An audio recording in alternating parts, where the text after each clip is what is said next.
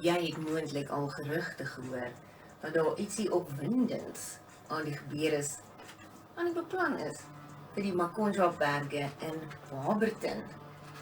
Here to tell us more is local geologist Mbombela Mashele and the drill manager Rodney Tucker.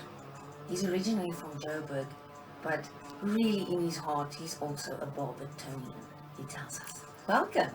Welcome. Thank you very much. Thanks for having us. Can we start with the significance of the Makhonjwa Mountains? They're very special and they played a big role in securing the World Heritage status for the area. Okay, so the Barberton-Makhonjwa Mountains are world famous because they contain one of the world's oldest rocks that are best preserved. So you have older rocks somewhere else, but these ones are ancient but are in an excellent state of preservation. So they contain clues that teach us about the early history of our planet, long before any advanced life forms or plants were around. What kind of clues? So we see these clues as mineral textures, like the individual pieces that form a rock. Those ones tell us about processes that were taking place when those rocks were formed. So as geologists, we look at these rocks as a history book.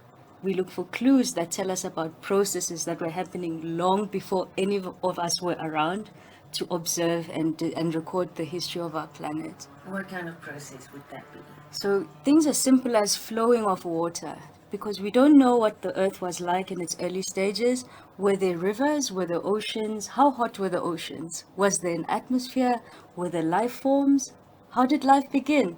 So to answer those questions, we go to the oldest preserved rocks on the planet, and we try to look for what do they contain? What does it say about processes of the earth? So we attract even scientists from NASA who are looking for signs of life in other planets.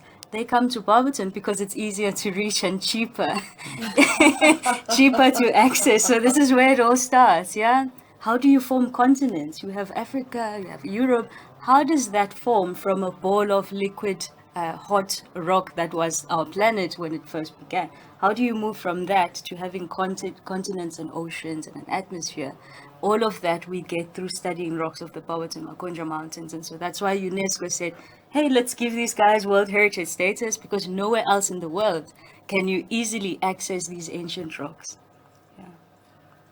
Now you are embarking on a new project to drill in the Makhonjwa Mountains, not for minerals, but answers. And you believe that drilling deep into these ancient rock formations can shed new light on the beginnings of life. What exactly are you looking for? Okay, should I take that? Yeah. Yes, Yeah. Okay, so we have mountains and mountains of these ancient rocks. They are in a good state of preservation. However, processes of weathering and erosion have broken down some of the surface material. So that's why we need to go and sample underground where the rocks are better preserved. And so that's why we're drilling. We're drilling a couple of hundreds of meters underground, not kilometers. So we won't cause earthquakes or instabilities, stuff like that. So we're sampling to reach rocks that are better preserved, because in these rocks, we see layers of bacterial mass that you see on one of the rock exposures on the Barberton-Bulembu Road called the geotrail, the R40 geotrail. So there you can see on surface some layers that look like algal mats, dingushe in my language, this is what. But yeah, these slimy layers of the earliest life forms that you see in the planet, but they are not as preserved as they would be underground. So we need to sample material from underground so that we can be sure that what we see are original minerals that haven't been broken down by sunlight or recent rains. Is it the first time that you're going that deep? No, there have been a couple of previous drilling projects, but now we are focusing on one of the three major groups of the Barberton-Makhonjwa Mountains. It's called the Moodies group. So these are ancient sandstones from beach environments and river systems from way back when. And so we're sampling those specific rocks because they haven't been the focus of intense drilling projects of the past. Okay, what he's been involved with have been drilling projects that have to do with other rock groups. This is the first time we're really doing detailed stuff on the ancient sandstones of the early history of our planet. Yeah. And is there a technological aspect to it that it's easier to analyze, easier to drill? If I can chip in here, if I may, the rocks that we are sampling now are being very carefully curated. The drill core gets split into two halves. One half will go across to Germany, where the center for a lot of study by geologists from about 20 different countries. Guys will jump in and take these rocks to some of the most sophisticated laboratories in the world to analyze the makeup of this fossil algae that we're looking for, and to really find out, was this indeed the first form of life on Earth that existed?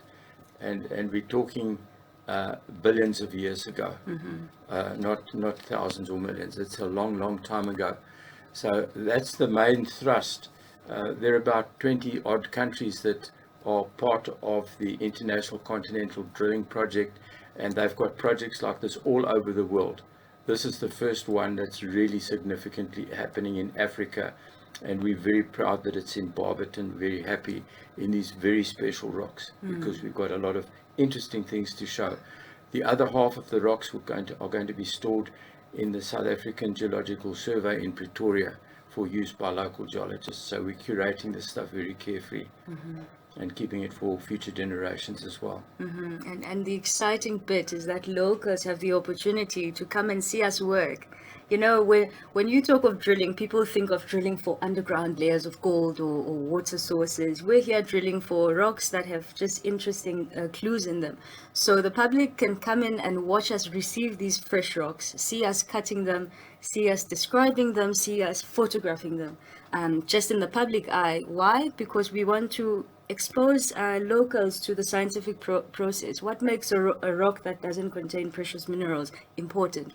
Why would we be fascinated with a piece of rock without shiny pieces of gold in it? So come and visit us and see for yourself how a rock can tell a story. Okay, and so we're in the Barberton Museum working in the Buyers Hall, which is just a storage center of the museum, but we've transformed it into an exhibition for geology where you can see science in action. Yeah, and you've got people like me who like explaining rocks, rock processes in everyday life terms. So please visit us. We will guide you through the exhibition. And if you want to see drilling in action, we also have the option to take you with our drilling manager to see the operations and see the rocks come out fresh from the ground, from underground. Yeah. Is it a very thin drill? Yes, the drill is a big, heavy machine on caterpillar tracks that can get into awkward places. But the core that comes out is usually in the vicinity of about 50 millimeters across. Not more than 60 millimeters. 60 millimeters. The width of your phone, essentially, roughly, yeah. Yeah, they're fairly thin little bits. You can drill different sizes, but it obviously becomes very expensive if you go to big sizes. The smaller core drills very easily, and this is what we're doing now. Yesterday is a big day for us. A brand new drilling rig that our drilling company have just purchased came, and it was delivered yesterday on site. We're going to start drilling in the next week on the R40 road. It's the old Havelock Road that older people will know, the road from Barberton to Havelock, now Bulembu. On that road, we've got a number of visitor sites which are part of the Barberton Geo Trail. It's a superbly laid out place with a lot of stops that are very well illustrated and so on, samples of rocks and things that the public can go and see on a nice tarred public road. And this drill site is right next to the public road, so it's very easy for us to take visitors. But please do contact us. There's a website and an email address in the literature that you can find, and or visit us at the Barberton Iron and Steel Hall where the museum is, and we'll arrange for one of the scientists to take a personal groups of people up there to see the drilling actually in action. So we're going to see you, but please don't just rock up. Well, Of course. Anybody can rock up to the R40 site and have a look at it, but nobody there will be able to explain. The guys there are drillers. They're working. They shouldn't be disturbed. They will have instructions not to interact with the public because they've got work to do. But if you want one of us geologists to go along and tell you exactly what's going on and show you how the drilling works, what the significance of the geology is, we'll be very happy to do that. Just rearrange it. Yes. When are you starting? Today. Today. Yes. The rig arrived yesterday. We're busy installing the rig now, and hopefully by tomorrow we will be drilling the first core. And how long is it supposed to take? We think this is going to take 6 to 8 weeks, perhaps. This one particular hole, but it's one of a series of 8. We're busy with our first 2 holes that are nearing completion, but they're not quite at the end. And after that, there's another 6. This is number 3 in an array of 6. The others are in fairly inaccessible places. So unfortunately, the public won't be able to go there. It's on private property, and some of it's in forestry reserve, so we can't take the public there. But this one on the Makhonjwa pass from Barberton is available to the public, and it's set up in one of the geotrail sites. Where can we contact you? Okay, so we are active on Facebook. We have a Facebook page called Moodies-BASE project, MOODIES-BASE project. You can also email us at Moodies-BASE project, one word, @gmail.com. Please also visit us at the Barberton Museum, where one of us will engage you and show you through our wonderful exhibition. Okay. This is very exciting. I'm so happy to be doing this in my hometown. Absolutely. And I hope you come and visit us in the studio again. Sure. We'd love to do that. Thank you so much for coming. Thank you. Okay.